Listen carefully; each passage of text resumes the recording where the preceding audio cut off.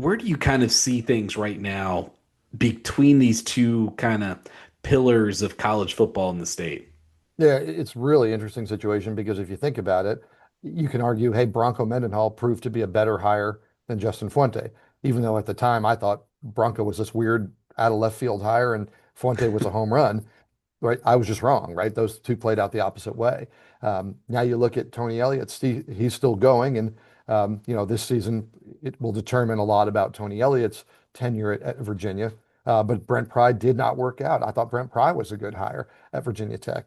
Um, so when you're looking at the athletic directors and their track record, you put that one in Carla Williams' column. I know people are not always pleased with Carla and the number of important coaches that have left Virginia, but in the football hire department, she's winning there. I think it's what we've seen is Virginia realize it was falling behind faster than Virginia Tech realized it was falling behind. They both fell behind. I think Yeah. they both did things that can be very easily criticized, should be criticized, that allowed their programs to fall behind, not even the SEC Big Ten, but the rest of the ACC. I think that's where the problem for both of these programs was. And I think Virginia just kind of corrected course a little bit more quickly than Virginia Tech did. You heard it in the announcement of replacing Pry and everything that's going on. They're going to look at the whole department. They didn't say these words, but they appear moving towards the pro model and a GM.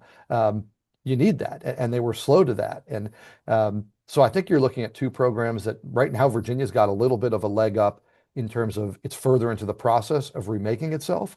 Virginia Tech's got a leg up in that it's got a more passionate fan base and a better, tradition and history on the football side. Um, the race between these two is always going to be fascinating.